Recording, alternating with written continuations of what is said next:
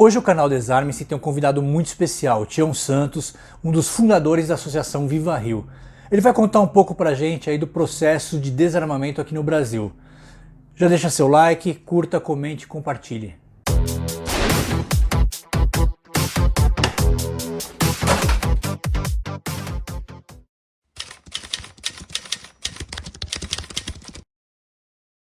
Olá, eu sou Tião Santos, eu sou historiador e um dos fundadores do Viva Rio. Quero agradecer profundamente esse convite feito pelo meu companheiro, meu irmão Guilherme, para tratar com vocês, para conversar com vocês desse tema das armas no Brasil. Aliás, é um tema que sempre esteve presente desde a nossa fundação em 1993 até o dia de hoje na história do Viva Rio. Tanto é que em 1994, portanto um ano depois que fomos criados, nós iniciamos uma pesquisa nos fóruns e nos tribunais do Estado e descobrimos que várias armas acauteladas nesses espaços, já de processos concluídos, estavam ali servindo apenas para pequenos desvios, furtos e caindo nas mãos de pessoas indevidas e da criminalidade.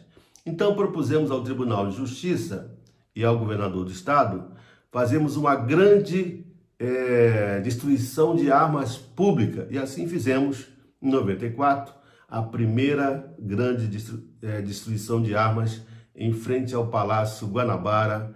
E aí iniciamos um processo de ampliação das pesquisas que nós vimos fazendo e também de mobilização da sociedade para que conscientizasse a sociedade de o quanto é importante a gente ter uma sociedade menos armada, né? Quanto mais armas, nós sabemos, mais violência, mais morte, mais tragédia. É tudo que a gente não queria. E começamos esse trabalho tanto na sociedade quanto dentro do Congresso Nacional, com o objetivo de criar o Estatuto do Desarmamento. Claro que não foi fácil, porque todas as nossas ações eram sempre combatidas, tinha sempre a oposição do que hoje nós chamamos a bancada da bala. Mesmo assim, em 2003, depois de grandes mobilizações na sociedade brasileira, em vários estados, aqui no Rio nós fizemos uma manifestação com mais de 50 mil pessoas num dia de chuva na praia de Copacabana, pedindo para que fosse aprovado o Estatuto, pressionando o Congresso Nacional para aprovar o Estatuto, e aí aprovamos o Estatuto, um dos estatutos mais modernos do mundo, elogiado por vários especialistas do mundo inteiro, que serviu inclusive de modelo para essa luta, para esse combate às armas em outros países, como a Argentina, no Chile, em países da África, em Portugal, enfim, um estatuto que virou modelo, não só para a gente, para o controle de armas no Brasil, mas para outros países também. Pois bem, os CACs, esse clube de caçadores, atiradores esportivos e colecionadores de armas, existe no Brasil desde 1859. Foi trazido pelos colonos alemães em Blumenau, foi o primeiro clube. Era uma tradição na Alemanha, na Suíça, esse tipo de clube. E aí criaram em Blumenau o primeiro clube de caçadores e atiradores aqui no Brasil. Eles sempre foram, de certa forma, eu diria, acompanhados e controlados, entre aspas, pelo Exército, mas não tinha muito critério, não tinha muita fiscalização, enfim, as regras eram muito frouxas. Em 2003, com a aprovação do Estatuto e a sua regulamentação, nós conseguimos, então, criar regras, criar normas para controlar esses clubes de caçadores, atiradores e colecionadores de armas. Só que, infelizmente, depois de muito controle, a bancada da bala certamente muito apoiada e financiada pelas fábricas de armas e munições, sempre tentou, nesse processo todo, por várias vezes, em vários momentos da história, depois da aprovação do Estatuto, tentou que flexibilizar as regras, tentou destruir o Estatuto, e isso foi, de uma certa forma, culminado na eleição do Bolsonaro. né? Já na campanha ele prometia flexibilizar, prometia acabar com as regras que limitavam o número de armas para as pessoas, armas e munições, prometia diminuir a idade para que a pessoa possa adquirir uma arma, enfim, uma série de ações e de promessas feitas que ele cumpriu efetivamente quando foi eleito presidente. Nós tínhamos em 2005 aproximadamente em torno de 1,5 milhão de armas ilegais nas mãos de civis. Nós sabemos que a arma tem que estar na mão de operador de segurança, da polícia, enfim, da pessoa que é preparada, que é treinada para usar a arma, não na mão de civil. Nós sabemos o quanto é perigoso, né? A arma não é um instrumento de defesa, é um instrumento de ataque. Nós sabemos muito bem disso. Discutimos muito essas questões durante a campanha do desarmamento. E eles conseguiram, então, por vários decretos baixados por Bolsonaro, quase que acabar com o Estatuto do Desarmamento. Desfigurou completamente o nosso Estatuto, uma lei tão importante, tão moderna que nós tínhamos criado em 2003. Pois bem, isso aumentou e muito, né? Hoje, segundo dados do Exército, nós temos quase 800 mil clubes registrados no Brasil.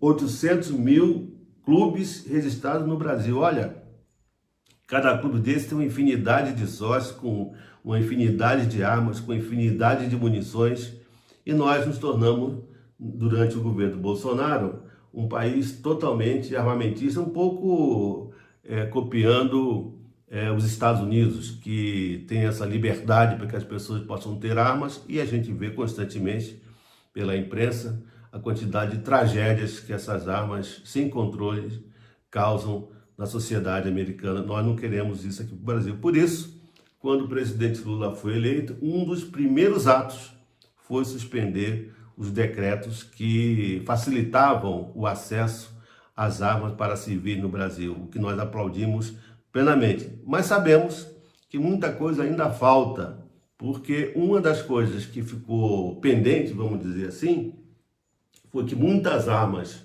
que antes só podiam ser usadas pelo Exército, pelas Forças Armadas, né, durante os decretos do Bolsonaro, foi permitido que civis comprassem essas armas, pistola 9mm, metralhadoras, enfim. E tudo isso foi em função dos decretos que o Bolsonaro fez, e o Lula suspendeu tudo isso. Mas quem já tinha comprado, né, o certo seria devolver essas armas, né, ser indenizado, devolver, enfim. Mas até agora nenhuma decisão foi tomada nesse sentido. Nós esperamos que alguma norma seja criada para que essa infinidade de armas que hoje circulam no Brasil e que estão, boa parte delas, nas mãos de pessoas indevidas, inclusive de bandidos, no Rio de Janeiro, a gente tem permanentemente apreensões de grande quantidade de armas, de fuzis, de metralhadoras. No entanto, cada vez mais chega aqui no Rio de Janeiro, e o Rio não fabrica armas. Chega aqui no Rio de Janeiro armas tanto de fora do Brasil quanto armas produzidas no próprio país. Isso é uma tragédia que nós temos que, de alguma forma, superar. Eu estive com o ministro Dino como ministro da Justiça, falando sobre esse tema, logo após aquela tragédia que houve numa escola, e a gente conversava sobre isso, e eu propus ao ministro a gente retomar a campanha pelo controle de armas no Brasil. Importantíssimo, não apenas que tenha ação do governo federal, uma ação pública do governo federal, mas que a sociedade se envolva. Nós fizemos em 2004, uma campanha que recolheu no Brasil mais de 600 mil armas. As pessoas entregavam voluntariamente e eram indenizadas pelas armas que entregavam. Foi uma campanha, uma das mais bem-sucedidas no mundo, né? E que serviu de modelo, de inspiração para outras campanhas em outros países. Então, retomar essa campanha, né? Ter de novo a sociedade civil, né, organizada, as igrejas, né, os centros comunitários que abriram as suas portas para receber essas armas, né, com a presença da polícia, com a presença de autoridades que pudessem dar registro da entrega dessas armas e indenizar, é uma ação que eu propus ao ministro. Ele disse que iria aguardar uma decisão que estava sendo discutida no Supremo Tribunal Federal, mas que tinha toda a vontade de que isso acontecesse.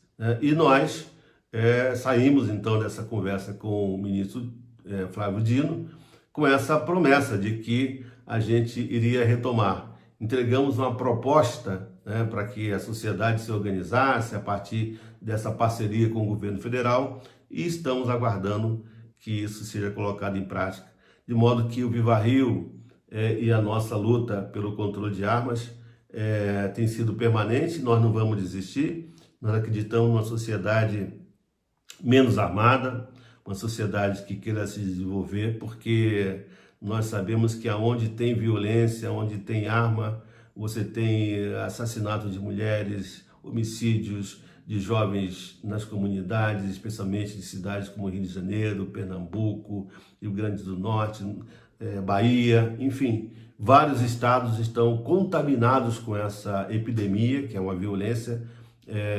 Nós achamos que é possível combater tudo isso, mas, sobretudo, retirando de circulação essa quantidade imensa de arma. E os CACs, os clubes de caçadores, atiradores esportivos, são apenas um espaço disfarçado para as pessoas adquirirem armas e munições dentro de uma chamada legalidade, o que, felizmente, está sendo combatido pelo governo federal. Tomara que a gente consiga endurecer mais ainda os critérios de funcionamento desses clubes e mais ainda os critérios para que uma pessoa possa ter uma arma, possa possuir uma arma em casos muito especiais, muito específicos. E nós acreditamos que esse trabalho, que essa ação, que essa política pública, junto com a sociedade, poderá diminuir muito a violência no nosso país. Quero agradecer a você, Guilherme, e a todas as pessoas que estão compartilhando conosco dessa conversa e me colocar à disposição. A gente está aqui sempre para contribuir, para ajudar e continuar a luta pela sociedade mais pacífica, mais harmoniosa e, sobretudo, uma sociedade que possa e queira caminhar dentro dos parâmetros da legalidade, da paz e da justiça. Um abraço e até a próxima.